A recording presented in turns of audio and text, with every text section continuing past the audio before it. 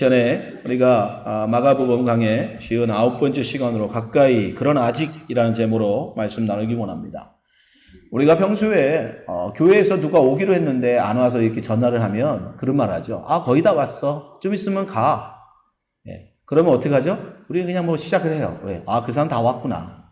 심지어 나 지금 교회 앞이야. 그러면 이제 그 사람은 다 온 거라고 생각하고 우리가 모임을 시작한다거나 예배를 시작합니다. 우리 세상에서는 사실은 거의 조금 이 차이가 그렇게 크지 않아요. 그렇죠? 문 앞에 와 있는 것과 여기 들어와 있는 게 뭔 그 차이가 있겠습니까? 근데 여러분, 신앙생활은 그렇지 않다라는 거예요. 생각해 보세요. 천국에 거하는 것과 천국 문 가까이 있는 것 같은 겁니까? 예수님의 가까이 옆에 있는 것과 예수님과 함께하는 것이 같은 겁니까? 여러분, 신앙에서 이 조금의 차이가 엄청난 차이예요. 천국의 문 앞에 이르렀다고 천국 백성이 되는 게 아니에요. 천국에 들어가야 천국 백성이고 그 사람이 천국을 사는 거지. 여러분, 천국 문 앞에 이르러 할지라도 그 문을 들어가지 못하면 지옥 갑니다.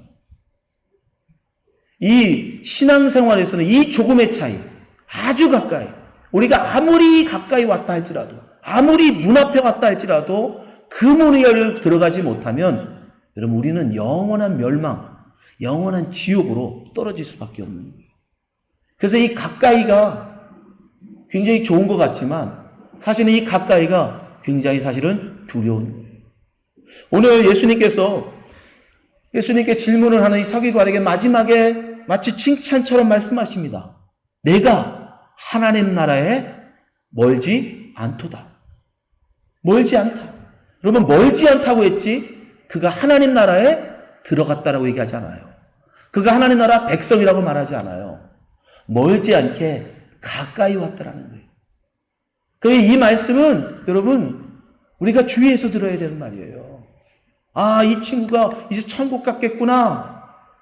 이 친구가 이제 진리를 알아서 이제 그리스도인이 됐겠구나. 여러분, 짐작하시면 안 돼요. 오히려 저는 반대라고 생각합니다. 오히려 가까이 주님께 왔다라는 칭찬 때문에 오히려 그가 진리에 대해서 더 깊이 알려고 하지 않고 그 하나님의 나라에 들어가는 일에 더 마음을 쓰지 못함으로 거기서 만족함으로 오히려 더 멀어질 수도 있다는 거예요. 우리의 신앙도 여러분 마찬가지예요. 주님으로부터 여러분이 너는 천국에 멀지 않다. 그런 칭찬 들으면 안 돼요. 너는 나에게서 멀지 않구나. 여러분, 그런 칭찬 들으면 안 됩니다. 우리는 너는 나의 백성이다. 너는 이제 천국 백성이다. 이제 너는 나와 함께 하는구나. 내 안에 거하는구나. 라고 하는 칭찬을 들어야 될 줄 믿습니다. 그럼 우리가 어떻게 주님께 가까이가 아니라 주님 안에 거하는, 하나님 천국 가까이가 아니라 하나님 나라 천국 백성이 될 수 있느냐는 겁니다. 우리가 오늘 본문을 통해서 우리가 그것을 한번 알아보려고 합니다. 첫 번째, 우리가 하나님 나라 가까이가 아니라 하나님 나라에 거하는 하나님의 백성이 되기 위해서는 먼저 하나님 앞에 바른 질문을 해야 합니다. 그릇된 질문을 가지고는 여러분 절대 그 길을 찾을 수가 없어요. 바른 질문에서 바른 대답이 나옵니다.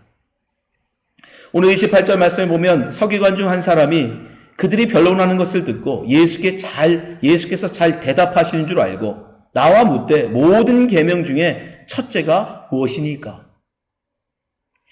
여러분, 이전까지 지금 11장, 마가복음 11장 27절부터 끊임없이 예수님은 수많은 논쟁들을 거쳐왔어요. 그들은 와서 예수님의 권위에 대해서 도전합니다. 당신의 권위가 어디서 왔느냐? 우리가 당신에게 그렇게 말씀을 설교할 수 있는 권위를 주지 않았는데 너는 무슨 권위로 지금 말씀을 선포하느냐라는 거예요. 또 어떤 사람들은 와서 우리가 가이사에게 세금을 바치리까 말리까 악한 의도를 가지고 예수님으로 하여금 색을 잡아서 로마인들에게 넘기려는 악한 의도를 가지고 예수님에게 질문을 해요. 또한 그들 중에는 어떤 이들은 자기들이 부활을 믿지 않으니까 말도 안 되는 엉터리 이야기를 만들어서 7의 아들들이 한 여자에게 장가가는 그런 말도 안 되는 상황을 만들어서 어떻게 천국 있겠느냐. 이들이 부활하면, 이들이 천국 가면 과연 이 여자는 누구 아내가 되느냐라고 하는 이런 말도 안 되는 예수님을 곤란하게 하려는 의도를 가지고 질문을 했어요.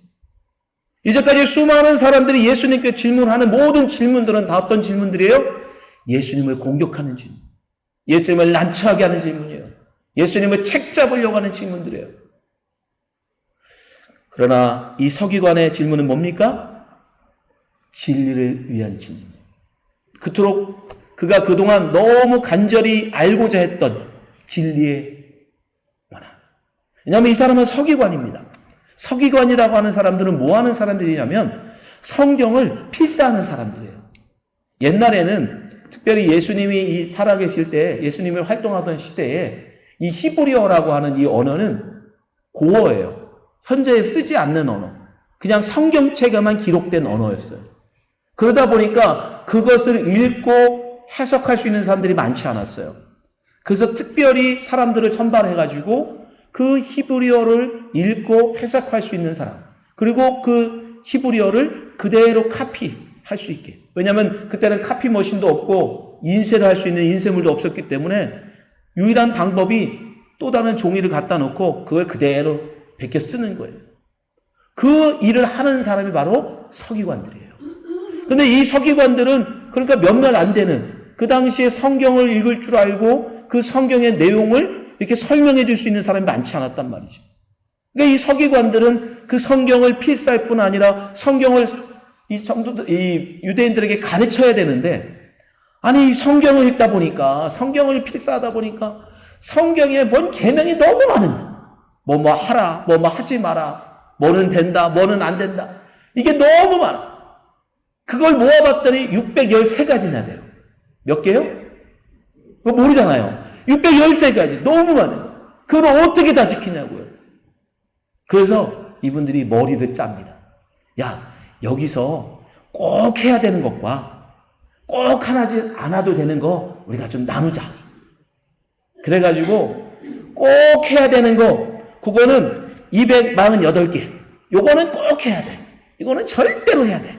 그리고 365개. 요거는 뭐 할 수 있으면 하고 뭐 할 수 없으면 뭐 안 해도 돼. 라고 이렇게 두 개를 나눠버렸어요. 근데 문제는 그 기준이 누구냐고요. 각자죠. 서기관들의 기준으로 나눈 거니까 다 틀린 거야, 다. 누구는 365개다. 아니다. 누구는 370개다. 아니다. 누구는 380개다. 서로 다. 그리고 중요하다라고 하는 계명 가지고도 이게 첫 번째 계명이다. 아니다. 이게 더 중요하다. 이게 더 중요하다. 100이면 100사람이 전부 다 다다는 거예요.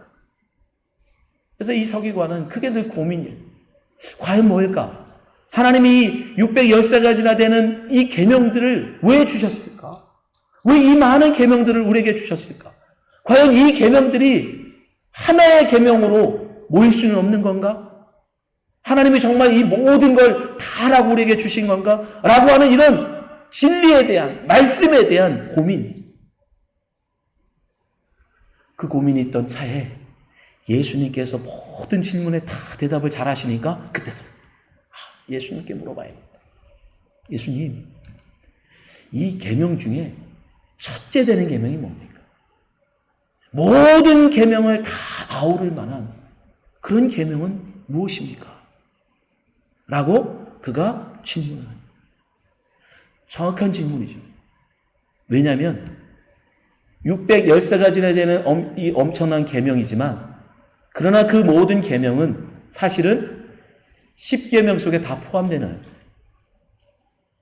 10계명, 우리에게 주신 10계명 속에 사실 다 포함되고, 사실 그 10계명은 또 2개의 계명으로 축약돼요. 첫 번째 계명부터 네 번째 가지 계명은 하나님을 사랑, 5째부터 6번까지는 내 이웃을 사랑하라. 그 2가지 계명으로 다 축약되거든요. 그러니까 예수님께 그걸 물어보는 거예요. 과연 이 모든 계명을 첫째 되는 계명이 무엇입니까? 거기에 예수님이 정확하게 대답을 해주시죠. 결국 그 예수님의 그 대답을 그가 들을 수 있었던 이유가 뭐예요? 바르게 질문했기 때문에. 물어야 할 것을 물었기 때문에. 하나님 앞에 구해야 될 것을 구했기 때문이에요. 여러분, 우리가 신앙생활을 제대로 하지 못하는 이유가 어디 있는 줄 아십니까? 그것은 우리가 해야 될 질문을 하지 못하고 엉뚱한 것을 질문하기 때문에 그래요. 우리가 하나님께 구해야 될 것을 구하지 못하고 엉뚱한 것, 중요하지 않은 것, 부차적인 것, 부수적인 것, 그것을 구하고 간구하기 때문에. 예를 들어서 예수님께서 우리에게 뭐라고 하십니까? 무엇을 먹을까, 무엇을 마실까, 무엇을 입을까 염려하지 마라. 너희는 먼저 그의 나라와 그의 의를 구해라. 우리의 첫 번째 관심, 우리의 첫 번째 마음이 그 나라, 하나님의 뜻에 두면 뭘 먹고 뭘 마시고 뭘 입는 이런 것들은 하나님이 책임지신다. 근데 자꾸 우리의 마음은 어디에 있어요? 내가 어디 가야 더 잘 먹을 수 있습니까? 내가 뭘 먹어야 더 맛있게 먹을 수 있습니까? 내가 어떻게 해야 더 멋있는 명품을 입을 수 있습니까? 내가 어떻게 해야 어떤 남자를 만나야 명품백을 얻을 수 있습니까? 자꾸 그런 것에 우리의 마음을 두고 거기에 자꾸 생각을 하기 때문에 우리의 바른 신앙이 되지 못하는 거예요. 더 깊이 들어가면 여러분, 하나님이 지금 내게 원하시는 것이 무엇인가? 우리는 그걸 물어야 되는데 자꾸 우리는 뭘 물어요? 내가 원하는 이걸 어떻게 얻을까? 내가 바라고 내가 갖고 싶고 내가 원하는 걸 어떻게 얻을까? 거기에 자꾸 마음을 두고 그것을 자꾸 하나님한테 구하고 하나님 앞에 묻기 때문에 여러분 다른 대답이 안 나오는 거예요. 여러분, 우리의 신앙이 정말 가까이가 아니라 정말 그 하나님 나라에 예수님 가까이가 아니라 예수님과 함께하는 그런 생활이 신앙이 되기를 원하신다면 여러분, 하나님이 원하시는 것을 물으셔야 돼요. 하나님이 우리에게 정말 가르치고자 하는 것을 여러분 물어야 돼요. 여러분, 우리의 인생 가운데 우리 뜻대로 되는 게 뭐가 있습니까? 여러분 한번 여러분 스스로를 돌아보십시오. 우리의 신앙 생활이었습니다. 아니면 여러분이 나가서 살아가는 삶 속에서 과연 여러분이 원하고 여러분이 바란 대로 여러분 되어지는 게 있습니까? 가장 근본적으로 여러분 태어나고 싶으셔서 태어나셨어요? 한국 사람으로 나고 싶어서 나셨습니까? 미국으로 이민 오고 싶으셔서 미국 이민 와서 사세요? 지금 온누리 교회를 여러분이 너무 사모하고 열망해서 지금 온누리 교회에 앉아 계십니까? 아니요, 우리가 그 무엇 하나 우리가 원하고 우리가 바라고 우리가 기대해서 이런 게 없어요. 이 모든 것이 다 하나님의 인도인 줄 믿습니다. 하나님께서 우리를 인도해 가시고 하나님께서 우리를 낳게 하시고 우리를 자라게 하시고 우리를 살게 하시고 우리를 심지어 죽이십니다.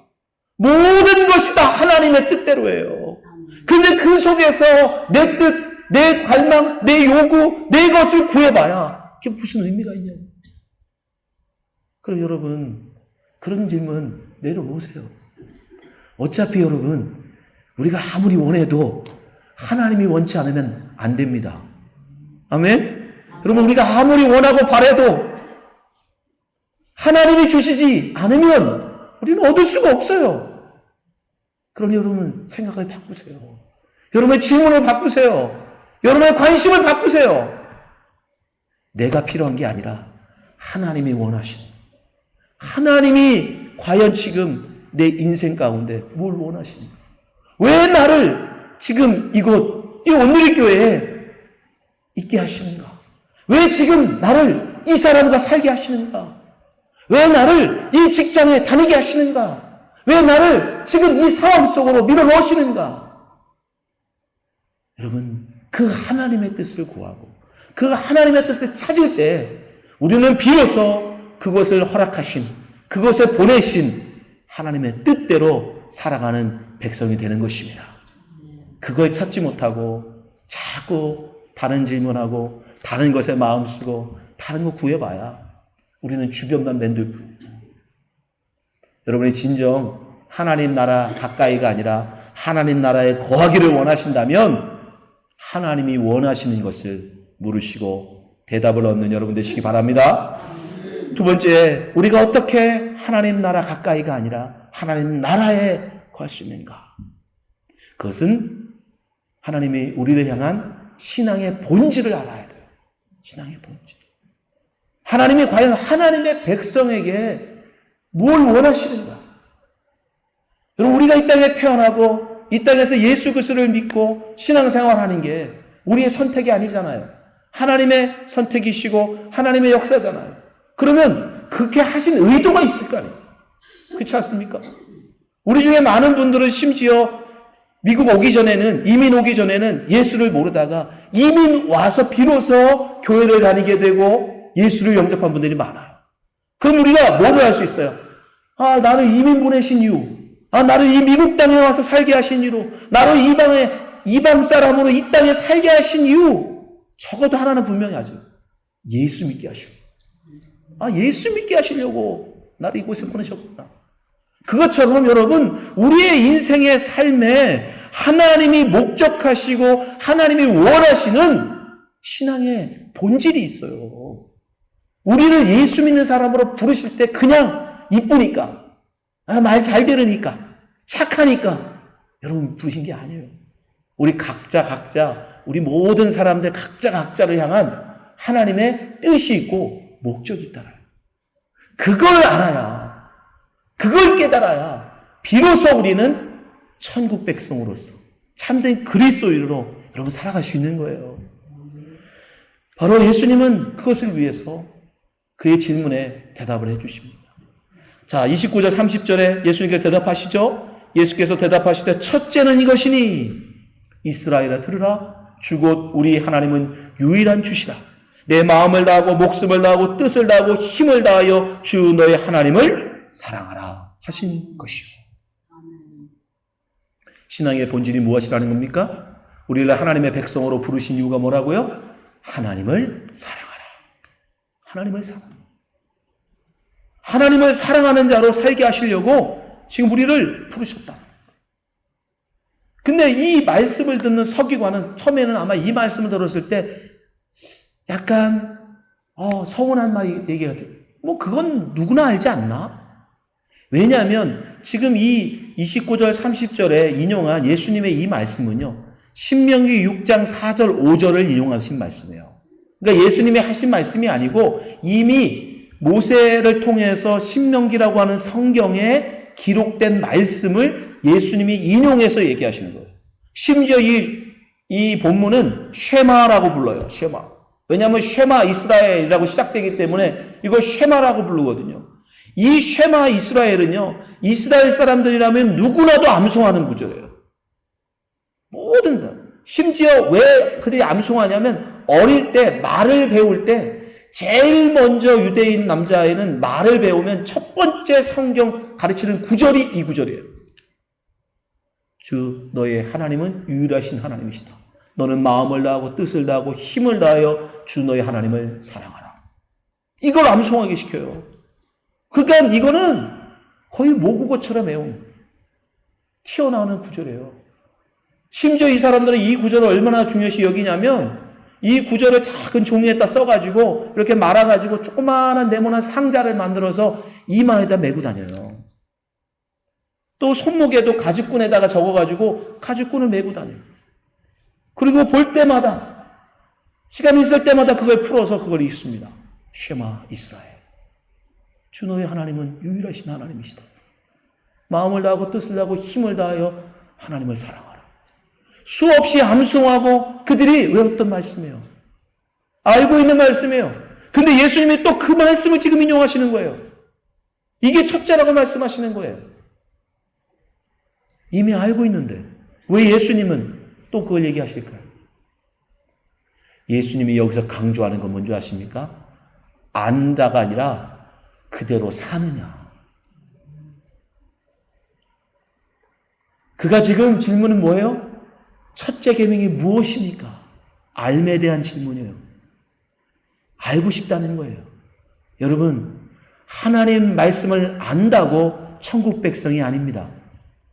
여러분의 설교를 들었다고 여러분 그리스도인이 아니에요. 누가 그럼 그리스도인이에요?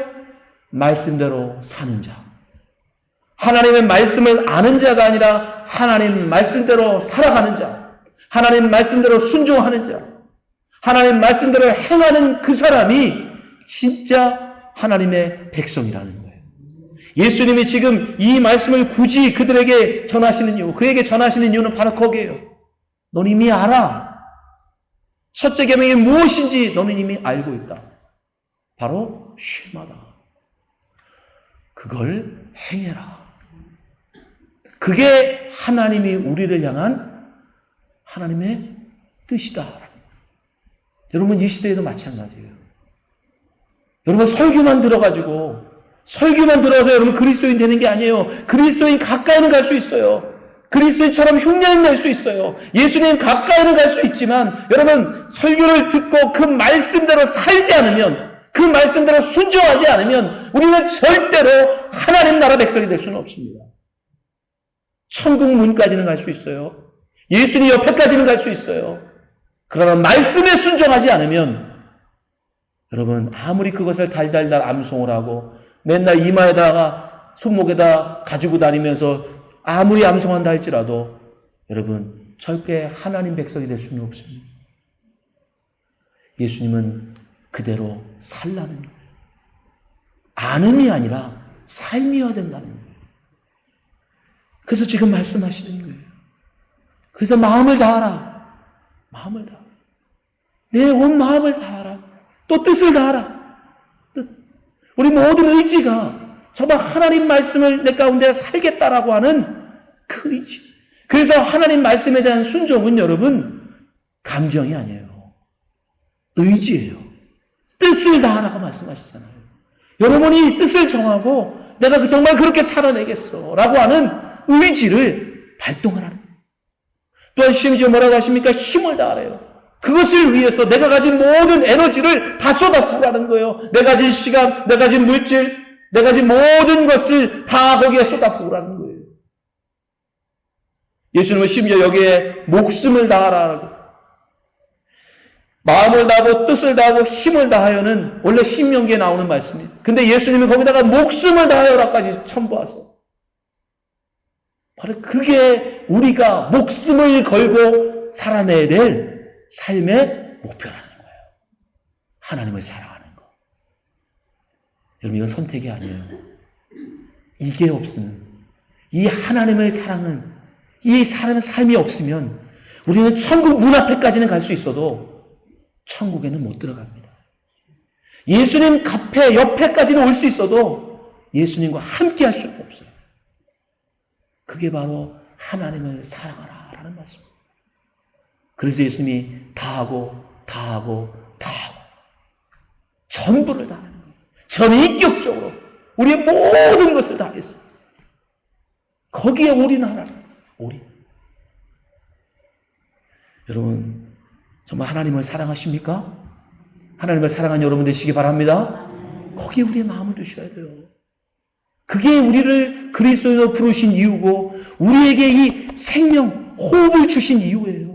우리로 지금 여기 시간에 살아가게 하시는 이유고 지금 이 자리에 앉아있게 하신 이유가 바로 여기. 온 마음을 다하여 하나님을 사랑하라. 그러면서 예수님은 뭐라고 하시냐면 31절에 둘째는 이것이다. 둘째를 얘기하세요. 내 이웃을 내 자신과 같이 사랑하라 하신 것이니 이보다 더 큰 계명이 없느니라. 이웃사랑을 말씀하십니다. 왜 예수님은 갑자기 두 번째 계명, 첫째 계명을 말씀하시면 됐지 둘째 계명을 말씀하실까? 여러분, 이 둘째는 앞에 첫째가 1번이고 둘째가 뭐 그보다 조금 못한 두 번째 그런 개념이 아니에요. 이 둘째 계명은 바로 첫째 계명에서 나오는 거예요. 내가 하나님을 사랑하냐? 정말 하나님을 사랑하면 그 하나님에 대한 사랑이 이웃사랑으로 드러나야 된다. 이웃사랑으로. 여러분, 우리가 하나님을 어떻게 사랑합니까? 우리가 하나님을 어떻게 사랑할 수 있어요? 여러분, 하나님 볼 수 있어요? 하나님 만날 수 있어요? 하나님을 느낄 수 있어요? 우리가 하나님을 어떻게 경험합니까? 영이신 하나님을 이 육인 우리가 어떻게 그 하나님을 여러분 만날 수 있어요? 없어요. 우리가 하나님을 어떻게 사랑합니까? 24시간 계속 쉬지 않고 노래하면, 찬양하면 그게 하나님을 사랑하는 겁니까? 우리가 24시간 쉬지 않고 계속 기도하면 그게 하나님을 사랑하는 겁니까? 여러분, 예수님은 우리에게 내 이웃을 사랑함으로써 하나님 사랑을 증명하라는 거예요. 하나님을 사랑한다. 내가 하나님을 사랑합니다. 라고 말한다면 내 눈에 보이는, 내가 만질 수 있는, 내가 볼 수 있는 내 이웃을 사랑하라. 그게 하나님에 대한 사랑의 증거라는 것입니다. 그래서 예수님께서 둘째 계명으로 우리에게 사랑하라 라고 말씀하십니다.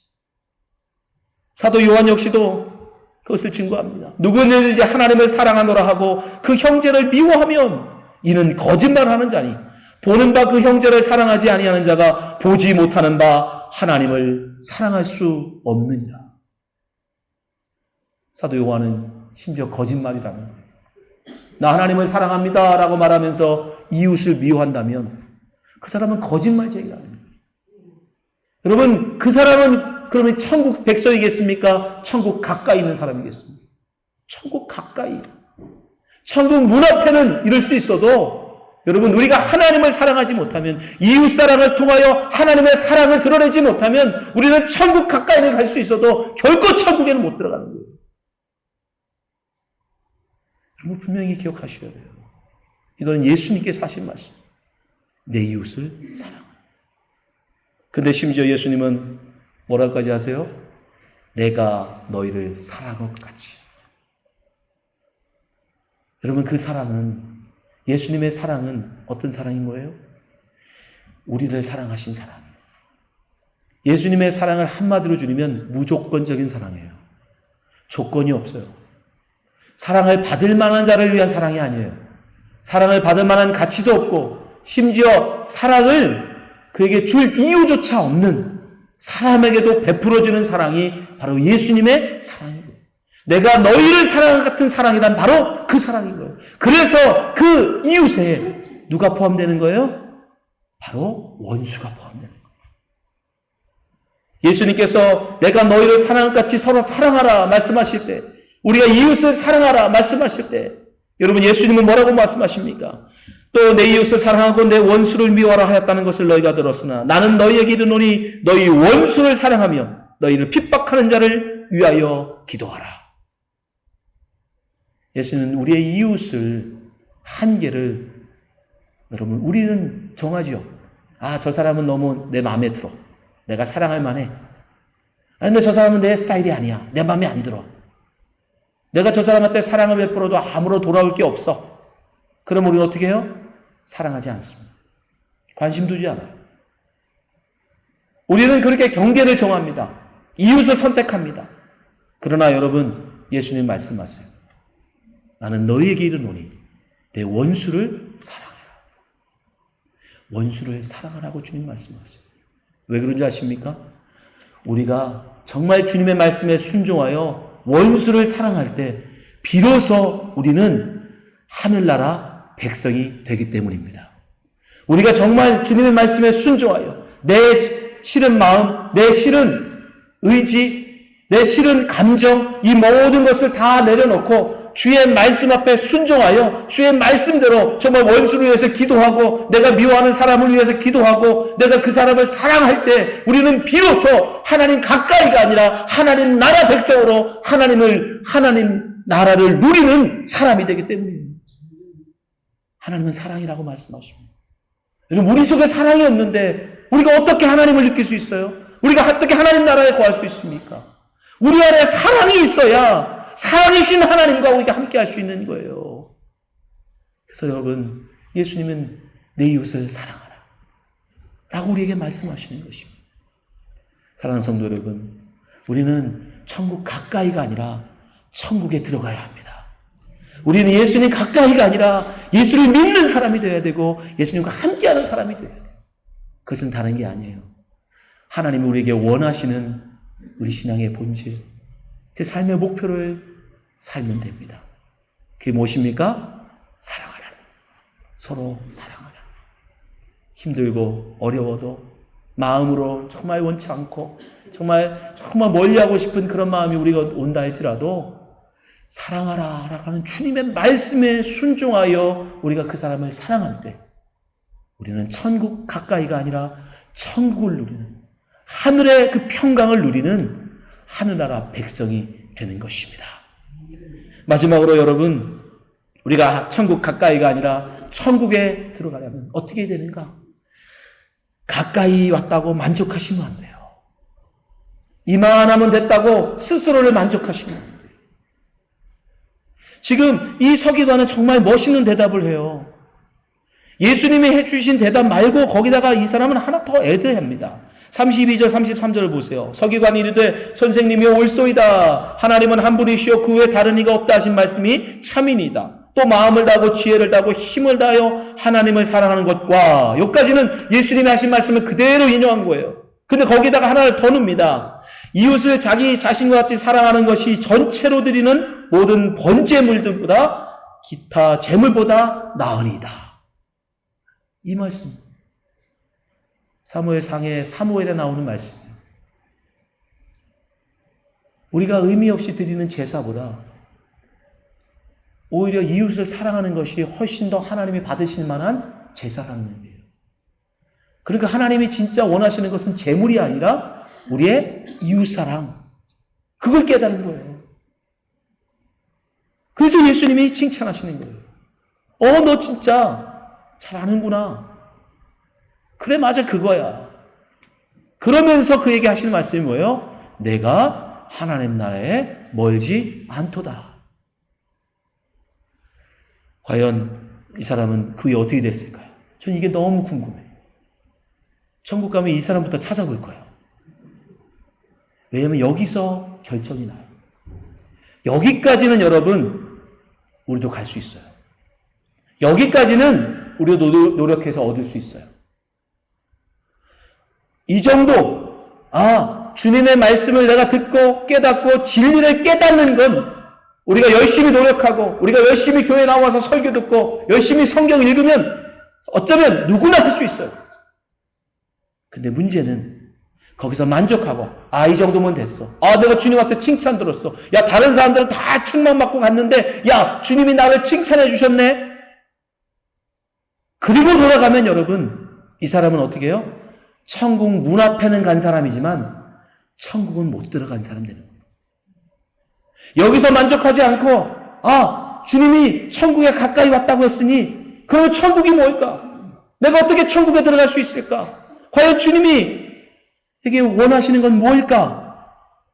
그가 더 관심을 가지고 그가 정말 주님이 원하시는 것이 무엇인지를 그가 더 간절히 원하고 바라고 주님께 찾았다면 그게 뭐죠? 예수님을 주로 영접하는 거예요. 근데 그는 예수님을 선생이라고 불러요. 선생. 내가 알고 싶은 거, 내가 모르는 걸 가르쳐주는 거, 내가 깨닫는 거, 나 그거 만족해요. 그거면 돼요. 그러면 여러분 천국 가까이 가고. 그러나 천국은 못 들어가. 천국은 누가 들어가요? 예수님이 선생이 아니라 예수님을 주로 영접해야 천국 가요. 예수님을 주로 영접한다는 게 뭡니까? 여러분, 우리의 삶의 모든 주권을 그분께 드리는 게 예수님을 영접하는 거예요. 예수님을 영접하는 걸 비유로 설명드리면, 여러분, 여러분의 인생을 타고 가는 만약에 자동차에 핸들을 우리가 잡잖아요. 왼쪽으로 갈지 오른쪽으로 갈지 설지 갈지 브레이크를 밟을지 안 밟을지 우리의 인생의 주권을 우리가 갖고 있습니다. 인생의 핸들을 우리가 쥐고 있죠. 근데 선생이라고 부르는 사람, 이 사람들은 예수님을 태우고 모를 때마다 묻는 거예요. 여기서 왼쪽으로 갈까요? 오른쪽으로 갈까요? 그게 바로 예수님을 가까이, 예수님을 선생으로 모신 삶이에요. 그러나 여러분, 그 사람은 절대 천국에는 못 갑니다. 왜요? 어떻게 해요? 핸들을 예수님께 넘겨야 돼요. 내 핸들을 예수님께 넘겨서 예수님이 왼쪽으로 가든 오른쪽으로 가든 서든 가든 그분이 나를 천국으로 인도하실 것이다 라고 모든 것을 인정하고 그분께 현대를 넘길 때 주님이 우리를 천국으로 인도하시는 거예요. 내가 필요할 때, 내가 모를 때, 내가 궁금할 때 왼쪽 갈까요? 오른쪽으로 갈까요? 묻는 사람 목표 지점이 어디예요? 내가 원하는 곳이에요. 내가 원하는 곳을 가는데 모르기 때문에 묻잖아요. 결국 그 사람의 끝은 어디예요? 내가 원하고 내가 바라는 것이지 예수님이 원하고 예수님이 바라는 끝은 아니란 말이에요. 그러니까 여러분 이게 가까운 것 같고 비슷한 것 같아도 엄청난 차이인 거예요. 예수님이 옆에 있다고 가까이 있다고 우리가 예수님을 영접하고 예수님의 백성이 아닙니다. 예수님께 내 인생의 핸들대를 넘긴 사람만이 내가 나를 왼쪽으로 이끌어 가시든 오른쪽으로 인도어 가시든 나를 브레이크를 밟으시든 아니면 엑셀레이터를 밟으시든 그분 뜻대로 모든 걸 맡기고 순종하는 그 삶. 그 사람만이 예수님을 영접한 사람이고 그 사람만이 하나님 나라 백성이 될 수 있는 거예요. 여러분 스스로 가까이 왔다고 만족하지 마세요. 아 예수님 오셨으니까 됐어. 아 예수님이 함께 하시니까 됐어. 예수님 모를 때마다 물어보고 대답해 주시니까 됐어. 이만 하면 됐어. 이 정도 가까웠으면 됐어. 그래야 더 위험합니다. 그게 더 여러분 우리를 천국까지 못하고 천국 가까이만 여러분 가는 거예요. 마태복음 7장 21절에 보면 정말 두렵고 떨린 말씀이 있어요. 예수님께서 마지막 날에 일어날 일을 말씀해 주십니다. 그러면서 사실 이게 산상수훈의 결론이에요. 나더러 주여 주여 하는 자마다 다 천국에 들어갈 것이 아니요 다만 하늘에 계신 내 아버지의 뜻대로 행하는 자야 들어가리라. 그날에 많은 사람이 나더러 이르되 주여 주여 우리가 주의 이름으로 선지자 노타며 주의 이름으로 귀신을 쫓아내며 주의 이름으로 많은 권능을 행하지 아니하였나이까 하리니 그때 내가 저에게 밝히 말하되 내가 너희를 도무지 알지 못하니 불법을 행하는 자들아 내게서 떠나가라. 예수님을 주라고 부릅니다. 예수 이름으로 해서 그는 선지자 못했고 예수 이름으로 그는 귀신을 쫓아냈고 예수 이름으로 그는 권능을 행한 사람들이에요. 심지어 그들은 천국 문 앞에 가서 천국 문을 두드린 사람들이에요. 근데 주님 뭐라고 하십니까? 내가 너를 모른다. 예수님 가까이 있었지만 예수님 옆에 있었지만 예수님은 그들을 향해서 말씀하십니다. 내가 너를 모른다. 여러분 천국 문 두드리는 걸로 만족하실 겁니까? 그냥 예수 이름으로 권능을 행하고 예수 이름으로 수고하고 예수 이름으로 능력을 행하는 걸로 만족하실 겁니까? 그럼 그 사람은 결국 천국까지 못합니다. 오직 예수님 말씀 앞에 순종하는 사람만이 천국 가는 줄 믿습니다. 예수님을 온전히 영접하는 사람만이 천국 가는 줄 믿습니다. 비슷하게 흉내낸다고 가까이 왔다고 여러분 온 게 아니에요. 2026년 여러분 스스로에게 질문해 보시기 바랍니다. 나는 지금 어디 있는가? 나는 혹시 예수님 옆에 있는 거 아닌가? 그저 천국 문 앞에서 있으면서 난 천국에 왔다고 착각하고 있지는 않는가? 여러분 스스로에게 한번 질문하시기 바랍니다. 여러분 분명히 말씀드립니다. 천국 문 앞에 이른 자가 천국 가는 게 아니고 천국 문을 열고 들어가는 사람이 천국 가는 거예요. 예수님 가까이 있는 자가 천국 가는 게 아니고 예수님 안에 거하는 자만이 천국 가는 겁니다. 근데 예수님 말씀하세요. 내 아버지의 계명을 지켜 그의 사랑 안에 거하는 것 같이 너희도 내 계명을 지키면 내 사랑 안에 거하리라. 내 계명은 곧 이것이니 내가 너희를 사랑한 것 같이 너희도 서로 사랑하라. 여러분 선택이 아니에요. 여러분 진정 천국 가고 싶다면 정말 하나님의 백성으로 여러분이 살고 싶다면 여러분 마음을 다하고 뜻을 다하고 힘을 다하고 목숨을 다하여 여러분 이웃을 사랑하십시오. 하나님의 사랑을 행하십시오. 실천하십시오. 그때 우리는 하늘나라 백성으로 이 땅에 정말 하나님의 백성으로 천국을 누리며 여러분 살아가는 줄 믿습니다. 오늘 이 말씀 듣는 모든 성도님들이 정말 이 말씀을 깊이 마음에 새기고 천국 가까이가 아니라 천국을 살아가는 성도가 되시기를 주님으로 축원합니다. 기도하겠습니다.